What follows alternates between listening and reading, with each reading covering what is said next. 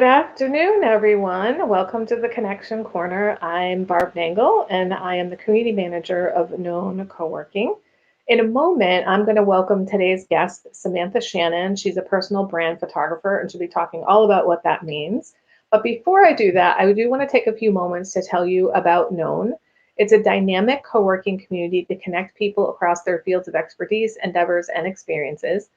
And though we started as a co-working space in downtown New Haven and are still the only co-working space downtown, we had to move our community to the virtual world once the pandemic started. And as a result, we now have 3 virtual programs. As a reminder, the co-working space has hourly, daily, and monthly plans for dedicated desks and office spaces, as well as conference rooms and Zoom rooms available for rent. If you'd like to know more about the space, feel free to email me, barb@knowncoworking.com. You can also check us out at nhbknown.com or follow us on Instagram or Facebook at Known Co-working, and you can DM us there. One important note, we are closed for renovations through May 31st. We're adding 5 new office spaces, so I hope that you'll come and check out the space. In fact, I'm actually going to be going back physically to Known Co-working 2 days a week starting that week on Wednesdays and Thursdays. So I hope you'll come in and see me. I'm double vaccinated now, so ready to get back out into the world. I mentioned that we moved our community online when the pandemic arrived. And as a result, we have these 3 virtual programs. There's this one, the Connection Corner, there's Digital Media Sync, and there's Pivot Talk. Digital Media Sync is your window to the digital world. It's hosted by Julia Gambale on Tuesday mornings at 8:30. And if you want to know anything about social media, that is the show to watch. As I mentioned, you can catch replays of any one of those episodes of Digital Media Sync, Connection Corner, or Pivot Talk for free on our website. And I know we've had over 50 episodes of Digital Media Sync, and it's just a treasure trove if you want to learn anything about social media. The Pivot Talk show is a virtual stage for businesses to share and learn as they grow. And then this show is a place for entrepreneurs, artists, creatives, thinkers, etc., to share who they are, what they do, who they serve, why, and how. And it airs every week or two. And if you or anyone you know would like to be a guest on any one of these shows, send me an email. Again, it's barb@knowncoworking.com. Our purpose in both the physical and virtual spaces is to make connections between people. We're here to help you get connected, inspired, and known. And speaking of getting known, we've got virtual networking every Monday from 4 to 5. You can find us by going to our website, nhbknown.com. And if you scroll down to the bottom, you'll see the image for virtual networking. Click on that and then click on it'll take you to the website link it'll bring you right into the online networking studio. So without further ado, I am going to bring Samantha on the screen. Hello, Samantha. Hi, how are you? Thanks for having me. I'm so grateful that you're here, and I'm really excited. So when I was mentioning virtual networking a moment ago, I was thinking, oh, I need to mention the reason I invited you on the show was because we got to know each other better through that. And one day I was like, wait a minute, why didn't I invite her on this show before? So it's really Yes, full circle. Right. And actually, I believe I met you initially at a CT Next event at Breathing Room. That's where I first. Yes, that's right. Yeah. That's right. Yep. That's And right. you came to Known Space and got a tour, Yes. and so we've this whole network works. That Known Space just like blew my mind. I remember I did a whole series of Instagram stories just about your space when I was there, because I was like, wow, this is the next hot space for sure. Yeah, it really is. It really is. So enough about Known and how we met and all that stuff. So I'd love to hear the story of how you became a photographer and then how you got into the niche of being a personal branding photographer and what all that means. And then we're going to look at some of your beautiful images and all that stuff. So I'm just going to let you start talking, and I'll pipe in when I feel like I can. Sure. Please feel free to. I will. So it's been a long, interesting journey for sure. So first of all, thank you for the lovely introduction. I'm so happy to be here. Again, my name is Samantha Schannon from Samantha Annette Photography. So I'm a portrait photographer. I don't do, weddings or any of that. I just do portrait work. I specialize right now. My genre is headshots, personal branding, and social media subscription services for professionals who need regular content. And I wasn't always in that genre. So going back almost 10 years now, I was in a totally different path with my career. I was in sales for 20 some odd years, and I ended up in a sales company that just didn't feel like the right fit for me. But I was in the mortgage industry prior to that, and it was very volatile. And every job I went to, they kept laying people off. So I was so happy and grateful to have a job that I just was there, and it wasn't really a perfect place for me. And they ultimately laid me off over a winter when they couldn't afford to pay my salary for a season. So I ended up being laid off, and they were going to bring me back in the spring. So over that time when I was off, I ended up buying a camera. Someone very close to me had passed away, and I was feeling a little down, and I needed somewhat of a pick-me-up. So I went and got a camera, and I just started photographing birds and bugs and all kinds of nature. And then I felt like I was really annoying my friends with all my Facebook posts. So I created a Facebook page just to put it all there so that if they wanted to look, they could. But otherwise, I just had a place to post things. And then someone asked me to photograph their daughter. And I said, absolutely not. I photograph bugs. I photograph, fireflies and deer, not people. That scared me to death. And she offered me $40 to do it. And I took her up on it because at the time I was collecting, and I was like, hey, that's dinner. So I did it. And I actually kind of blew myself away. I think that there was a bit of a fluke that happened because I got a couple of shots that were really good. To even my standard now, I'm like, oh, wow, those are good. They're good shots.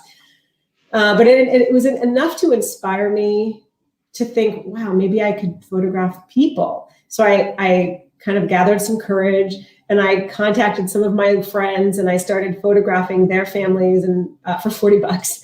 And I started learning. And then I thought, gosh, this is really fun. And I started studying my camera, studying photography, studying how to use it, how to, take it out of auto and put it into manual and really control the settings. And then I realized, I think if I teach myself this like it's my job, maybe I won't have to go back to this other job that doesn't feel like the right fit for me. Maybe I could do this. I had just gone through a divorce, so I really didn't, and I don't have children. So I thought, if I fail, I'm only taking myself down, nobody else. So I figured it was worth the shot. Oh, worth the shot. Sorry, my light just went up. I can turn that back on in a moment. Or would you like me to turn it back on now, Barb? Yeah, if you could turn it back on, that'd be good. It's kind of funny. The photographer's light went out. Sorry, technical. So I'm just putting myself back on screen in case anybody hops on and goes, why is there no humans on the screen? So the irony is that probably the second important tool for a photographer, the light went out. There we go. Okay. Sorry about that. I think it timed out. I'm not sure how to keep it from timing out. That might happen again. I'm sorry. I can always flip myself around to the window. Anyway, sorry about that, folks. Basically, I started photographing all these families for $40 just to sort of teach myself. And I realized if I spend 40 to 50 hours a week studying photography like it's my job, maybe I don't have to go back to this job that felt like a job instead, and do something that didn't feel like a job that I liked. And that's sort of what happened. I spent like ridiculous amount of time into the evening till I was barely sleeping. I couldn't consume it fast enough.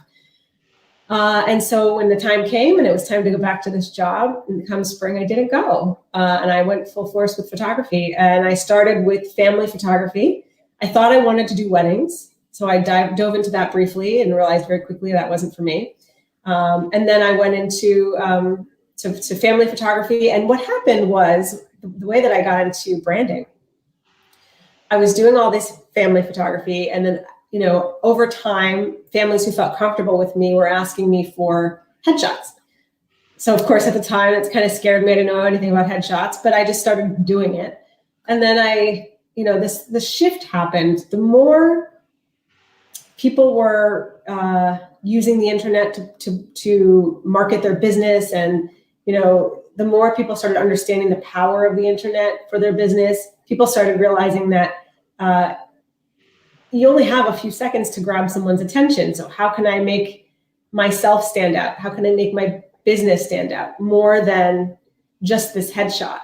And so that's sort of how personal branding was born. And it's still a fairly new in the last few years genre.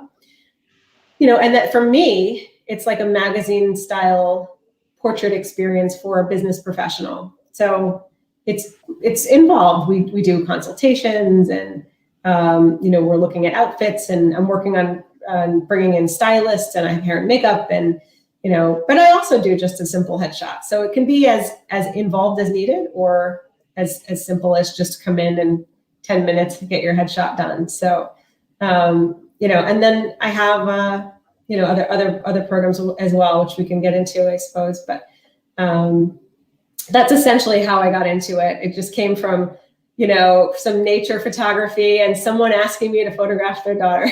Yeah, that's really cool. I love the entrepreneurial journey because it's never a straight line. And I really, really love how it just sort of evolved. The universe kind of presented itself to you and this path to you, and you took it and you said yes. So I absolutely love that. Yeah, it was very scary. And even looking back, I think if someone had told me all of the steps it would have taken to make this a professional career, it would have been scary, and I probably wouldn't have done it. And it would have been a sad story that I didn't do it. But because I took it in bite-sized pieces, and I didn't know what was ahead of me, you've probably heard me say this before, I didn't know what was ahead. And I just went, okay, come on, feet, just move forward, let's go. And I just unraveled each piece as I went. And then all of a sudden, looking back, I was like, oh my gosh, I did all of this. Yeah. But so I try and remember that. And when I'm tackling anything that seems too big for me, because no one attacks anything on a big scale project or big scale anything all at once. It can only be done in pieces. So I try and remind myself to stay grounded in that moment. Like, okay, you don't have to look at all of these things. So I think that's been resonating most with me recently is go as far as you can see. When you get there, you can see further. And that's essentially what you're saying. And then I also love the saying, how do you eat an elephant? One bite at a time, right? You don't put the whole elephant in your mouth. So a journey of 1,000 miles begins with one step. I mean, there's so many ways of saying that. We break things down piecemeal. If you want anything complex to be done, you have to start, beginning is the hardest part. So I feel antsy to get some of your images on the screen here. So what do you want to start with? Do you want to start with the slides? Do you want to start with your website? We can start with my website and give people an idea of sort of what I do, or what type of work I do, I guess. All right. So can you see it? Yeah. Okay, great. So what I've done, so it's Samantha. I'm sorry, it's a scrolling marquee, so you won't be. It's not like pausable. That's the one thing I don't really love about it. Right. But sorry. So let's just start with the personal branding portfolio. Sure. Okay. So what makes these personal branding shots? So head and shoulders images are mostly what you would consider, for example, let's actually roll over that portfolio area and head to headshots. If you go back to, So when you think of, I need a shot for my business, this is what most people in the past have wanted.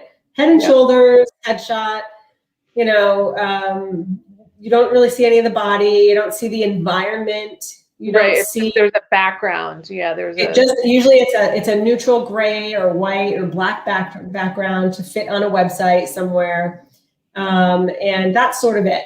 It doesn't really tell you anything about, other than the woman in the white lab coat. You're just basically guessing. I didn't even realize that was a lab coat. Right. She's a dentist, right? So. Yeah. So, I mean, and again, they're nice expressions, they're nice images. I certainly think a headshot has its place for sure. Mm-hmm.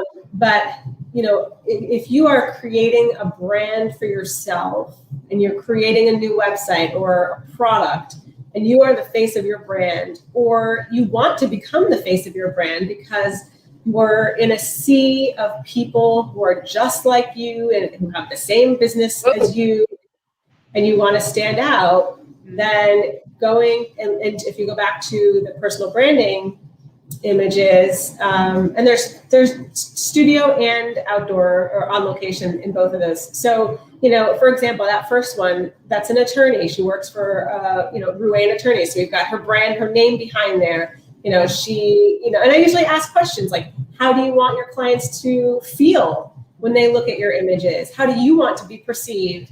Do you want to smile? Do you not want to smile? Who's your demographic? What are your website colors? Do we need to be aware of what the colors are behind you? What are you going to be wearing? Is that the barbecue library? Yes. I thought so. Nothing. It looks like Greece in that picture. I know. Yeah. And so, bringing the environment in, and being conscious and aware of the colors and the shapes and the light and all of the things that create this one image. We are cultivating typically 5, 10, 15, maybe 20. Maybe is like a lot. Really tightly cultivated images for a brand. That's the gentleman there on the car. He's a home inspector. I mean, that image kind of says that, right? And now that he's out. He lives in his truck. He's out there all the time. Yeah. And he's on the shoreline often. So it was important for him that his truck, the beach, and a nice house was in his photo. Yeah. Okay. So that's a comic. He's interviewing somebody. Yeah. And for his podcast. And so trying to bring in pieces of their business. That's a private investigator there. Okay. And then, so the type of people who hire me for personal branding vary, but I do work with mostly individual small business owners. It's not, personal branding is not going to typically be a big corporation. A big corporation, that's like, that's someone that goes and hires like big companies to like market their huge company like Coca-Cola or something. Right. I do that on a microscopic level for one person. Well, it makes sense, like you said before, if your face is your personal brand, like I'm a coach, I'm a one-woman show, I am my brand. Yeah. So it makes sense. Like I would need to personally brand for my photography. So do you want to go to one of these other sub-menus right now? Sure, you can go to, you can go to, some people want personal branding, but they want more clean lines and they don't want something on location. So if you briefly just show the studio personal branding, you can see another version. No, back to portfolio. Studio, yeah. There we go. So that sort of shows, a way of using backdrops and, doing something in the studio and still giving a lot of personality, even though we're just in front of a backdrop. And that's when posing comes into play and understanding how bodies move and what angles look good and what angles don't look good and what's flattering and what's not. Right. And actually, when you just said that, I was remembering how... Can you scroll down? I feel like maybe we're not seeing the whole thing, or is that just me? Oh, there we go. You're right. Okay. Yeah. I think it was let's do that again since I cut off the bottom of it. One of the things I remember you saying during virtual networking one time was how you had studied posing, etc. Extensively, yes. So that was one of the things I realized that I recognized that I wanted my work to stand out. And one thing, the things that I was hearing constantly, like early on, was, please make me look skinny. I never get in front of the camera because I don't like this about these XYZ things about myself. Mm-hmm. Or I'm here because I have to be, not because I like photos of myself. Yeah. So all of those things were like light bulb moments in my head going, well, how can we fix this? How can we make this better? And it's really just about understanding how to make someone appear comfortable. I always tell people say to me, I'm not photogenic. And then I will say, well, it's not about that. It's about feeling comfortable or uncomfortable in front of the camera, Right. I'm sure there's photos of yourself out there somewhere that you like, and we just have to figure out what that magic thing is and tap into it. Yeah, it's funny that you say that because I've always thought of being photogenic means you look good in pictures.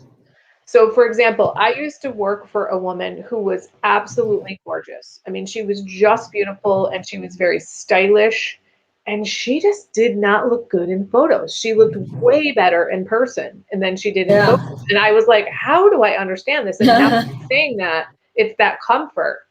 Yes. Yeah, if someone's uncomfortable, forget it. And sometimes people have trouble with the posing, right? Because I'm not working with models. I Yeah. think I'm working with real people who don't Yeah. know how to do this, I right? And love so it's this. my The job. children's pictures in front. Wait a minute. I You can love just that. isn't that cute? That's adorable. Yeah, so in case people missed it, this is us going over the portfolio of business social media photography.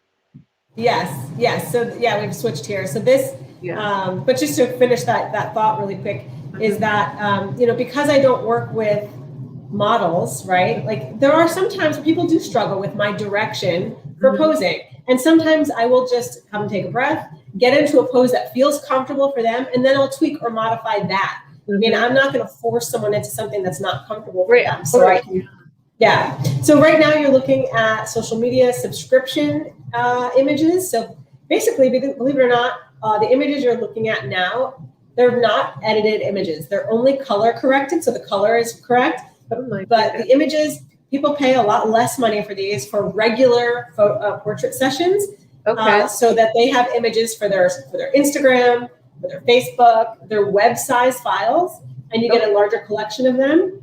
All And right. we do the sessions. I meet with people on a regular basis to do these. Okay, I'm gonna stop sharing now so you can say more. Ooh, I have this stay tuned thing in the background. I just realized it. Sorry about that. Oh. Um, so say more about that. Because I remember the first time that I met you at the CT Next thing, but I didn't necessarily remember you maybe, but I remember Yeah. you when you came to Known and you had this beautiful accordion style, very Yes, I have thick, one right here. um, like basically it was your business card, and I was just completely blown away by the It's photography. right And here. This is. this was my first thought. I cannot afford that. Right? And I That's was like, it. I have no idea how much it is, but I just automatically thought I cannot afford that. And so when I heard you talking, I think it was during a virtual networking, or maybe it was at another networking event, about how you have these social media packages. I was like, oh, that's a good like entree way to get people to get started working with you. And then when they can see the benefits of what it does for their Yes. business. So Yeah. can you talk more about this portfolio?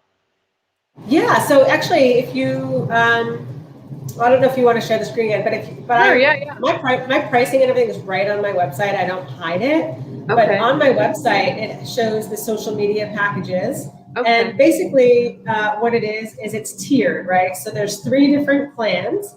Are you Are these asking the what? slides that you sent me?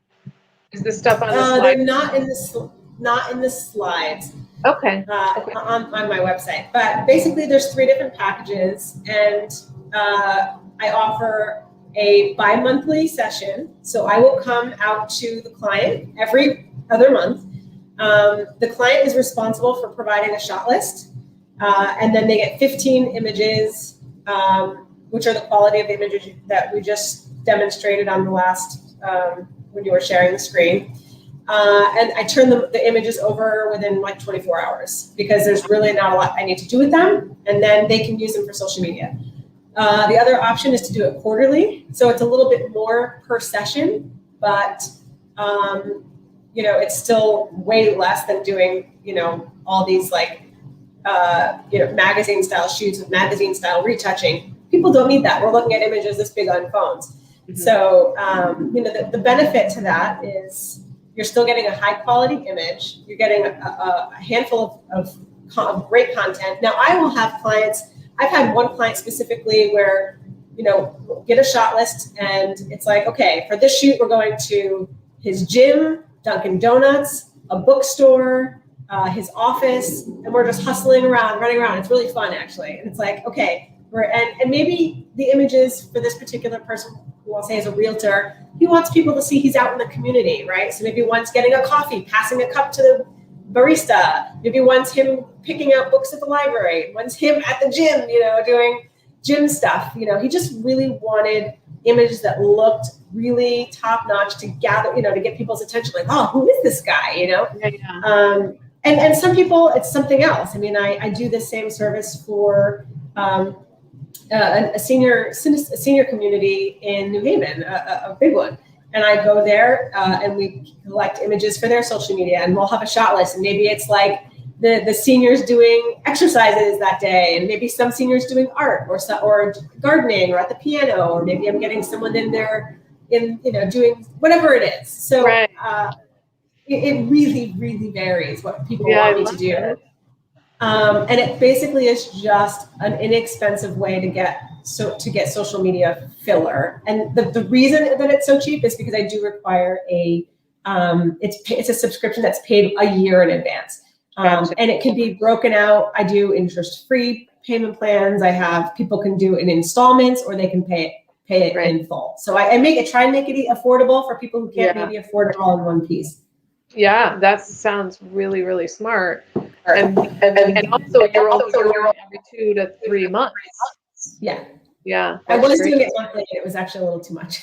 Oh yeah, I can imagine that it would be. Yeah. And 15 images. I mean, that'll last you a while. Yeah. Yeah. Yep. Great. Well, shall we show some of the slides that you gave? Sure, absolutely. Mm-hmm. All right. So this is slide number 1.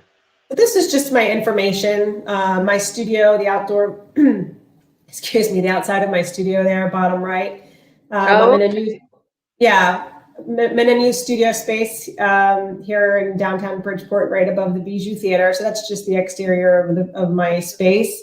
And then just some sampling of images there, the different styles. Some of which we saw on the website. Yes. Yeah. Now I'll tell you, that image in the red with the circle. Yeah. It's always funny what a photographer sees versus what somebody else sees for branding purposes. Believe it or not, that was taken inside IKEA. Oh, that's from the video that you told me about. Oh my gosh, that's right. We were going to play that. Oh, I forgot all about it. Is it on your website? Yeah, you can find it on my website. It's also... okay, well, let's go through the slides, and then we'll go get it on your website, because that was really fun. I think we should totally play that. Okay, I forgot all about it. And then, question for you. The lovely photograph of you on the bottom right, which was also on the graphic that we used to advertise. So who does personal branding photographer Samantha Schannon go to for a first personal branding photograph? So I actually did that shot, but... I do intend on having having another photographer do my branding images for this year, but I did that one. No kidding. Good for you. That's amazing. All right. So this, again, there's some images that we saw. I would say, the woman on the bottom left, you probably could guess maybe by seeing all the food. She's a nutritionist, right? So that's sort of, and she really is into natural food. So she was barefoot, eating green juice, and she does a little cooking tips and things of that nature. Awesome. And then we have, a realtor, top left, bottom right, the women there. Sorry. Attorneys. And then we've got a realtor center with his sold sign, kind of like looking over a city. Yeah. I dive deep with consultations and questionnaires to try and learn about these people before I take pictures of them. So it's just sort of fun. Okay. So this is just a slide sort of just saying, like, that branding photography is so highly styled now, and in order to set you apart from competition, you just have to really think about what's going to set you apart. Believe it or not, studies show people form first impressions in 50 milliseconds, and then consumers consumers have emotional reactions to ads and imagery. So the thing that's going to stop someone in their tracks in that 50 milliseconds is a solid photo.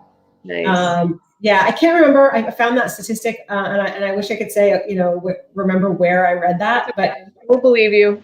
Yeah. This is just another fun slide that sort of shows, like, some people don't necessarily think about how they might utilize the images. So, That's one image, can be used in different ways. So the two little images on the square images are the images that I shot in the studio, but then the ones to the right is how they might be able to be utilized in real life. Oh, love it, love it. I just assumed looking at these that you took the one on the right and then cut it to be the one on the left. No, the one on that's The other way around. the other way around. That is so cool. Oh my Yeah. goodness. All the little tips and tricks of being a photographer. So I think there's one more oh, slide. oh no, I think there was four. Yeah, that was the fourth one. Oh, that's strange. Yeah. Okay, didn't make Yeah. it to you. Okay, Yeah, no I worries. guess not, or I might not have uploaded it onto here. I'm sorry about that. So I Okay. do go. No, you said the love of the IKEA challenge. Okay, so And then it's at the very bottom. Let me just see. I'll so tell you I'm on exactly. your website right now. Yep, if you go to personal projects and click on the IKEA challenge, Right. and if you scroll all the way to the bottom, Okay. sorry, not the bottom. Yeah. It's like it's the one. It's right before all the photos, the big photos. It's the left one that says Samantha and Chelsea head to IKEA. Okay. Let's see. There's two videos there. Oh, there we go. Okay. So let me get to the screen sharing part and then This do is that. fantastic. This was so Yeah, much it fun. is. It's So really, just really a little preface on what this was before you press play. Oh, you already did. okay. No, go ahead. Go ahead. So basically, it's important as a photographer, I think, to get outside and do personal projects, right? Whether it's doing give back projects or just projects for yourself, just to continue to learn. And sometimes just getting out and doing something fun and silly are the ways that I can sort of stretch my, kind of my talent in that, is just try stuff that's new. And there was something going on where people were going into like Michael's and all these art stores and doing like these photo challenges. So I grabbed a friend of mine who's runs a pretty big photography YouTube channel, and I said, "Hey, what do you think about this? Should we give it a shot?" And so we did, and this was the result of that, and it was hilarious.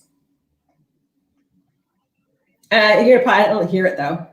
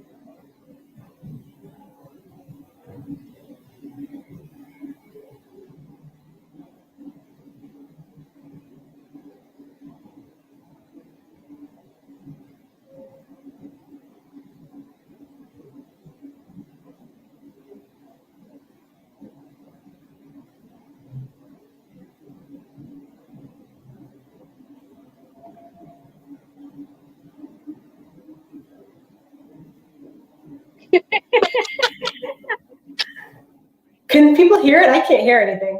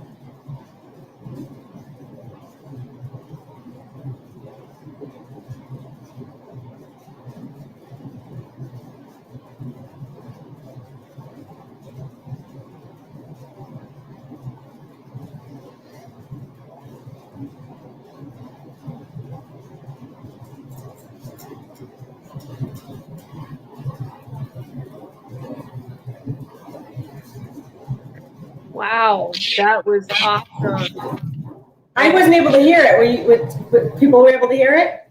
Oh, I was. I hope people were able to hear it. Oh no. That would be awful if people couldn't hear it. Well, if people didn't hear it, like I didn't, you can always Oh, go to my website. Joe said no. Oh no, I don't know how to do that. I guess I'm gonna have to remember that for the future. Okay. Um, That was yeah. my best friend, by the way. Hi, Hi, Michelle. Michelle. And I'm now seeing that you messaged me because the whole screen was taken up with the YouTube video. Oh, bummer. Okay, well, Yeah. people can go to my website and go to personal projects and IKEA challenge, and you can see it there. Yeah. Well, that was awesome. This has been such a joy. Is there anything else that you want to share before we go? Yeah, I mean, I just wanted to maybe say like five. I have a sort of a list here, and I don't need to go through all of them, but 5 reasons why people should think about personal branding for their business. Um, you know, one of the things that personal branding does. She's my biggest fan. We've been best friends since we were 12. Oh, nice. Yes. That's great. Is that so? Personal branding can help you support you if you are a skilled professional in your industry. Obviously, if you have a headshot or even something more than a headshot and it's more than 10 years old, I know that sounds like kind of ridiculous, but it happens more than you think. People just time flies before you know it. It's 10 years, 8 years, something like that, and you haven't updated your photo. Images can create emotional connections. And there's a huge trend in digital marketing these days. And so you want your branding to just be current and to really sort of try and pull at your client. Who's your client? Remember who your demographic is. If your demographic is millennials, you just have to keep that in mind. What are millennials drawn to, or whatever generation that is? If your demographic is all women, just maybe look up to different statistics on what draws women in. So get a little more thoughtful with some of the images for branding, especially now when branding is really the thing that can set you apart from the rest.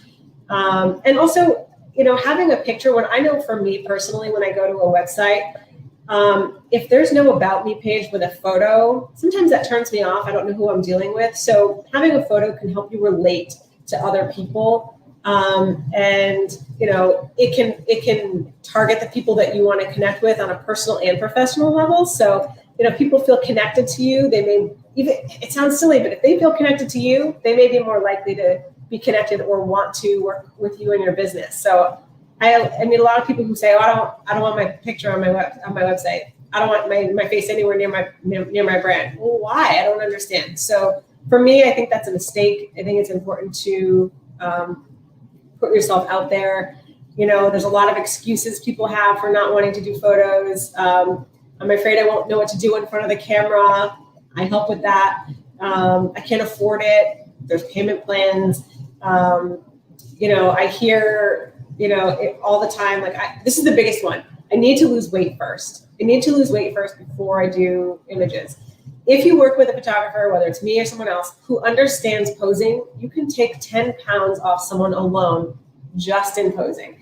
And of course there's Photoshop and things, but you don't want to look not like yourself. But posing, you can really flatter the figure if you know how to properly pose the body.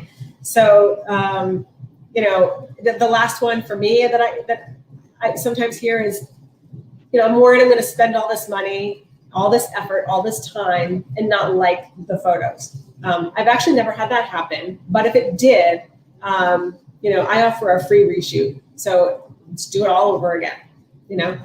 So you don't have a lot to lose. If you are willing to put the money into a photographer, most of the time they want you to enjoy your images. They want you to get something out of them. So that's sort of what I wanted to just say. Those last talking points there is I think that there's a lot, you can make a lot of excuses for it, but if your brand, you feel like there's something missing, maybe photography is the piece. That's a great note to end on. And, I've had your banners up here so people can find Samantha either on her website, samanthaannette.com, or she's on Instagram at CT_photographer. Yeah. And I just want to thank you so much for coming on. This has been Thank you for having me. great, and I just cannot get enough of looking at your photography. And Thank you.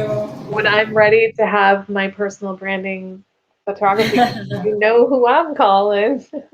Let's do it. That'd be great. So All right, if again, you wouldn't mind, if I take you off the air for a moment, but you stick around while I close up, that'd of be great. course. All Yes. right. Thanks everyone for Bye, watching. Samantha. Okay, great. Well, thank you everybody for joining us today. And I want to remind you that you can find the recordings of this show or any one of our shows on nhvknown.com under Known Live. And don't forget, Digital Media Sync is happening on Tuesday morning at 8:30. The next episode of this show is a week and a half away. It's going to be on Wednesday, June 2nd at 1 o'clock. We're featuring Kimberly Pedrick. If you are a downtown New Haven person, you will know Idiom and Dwell on Chapel Street. She owns both of them. And she's going to be talking about basically the changing nature of retail. And Juan, who's the owner of Known, is going to join us that day, and he'll be my co-host. So don't forget, even if you're watching the recording, go ahead and leave a comment. And again, I want to thank you so much for joining, and have a fantastic weekend, everybody. Bye now. Oh, we got one more comment. Amanda Stern says this was great. I'm so glad, Amanda, and I hope you'll go to her website and watch the video so you can hear the sound of it. All right, goodbye, everybody.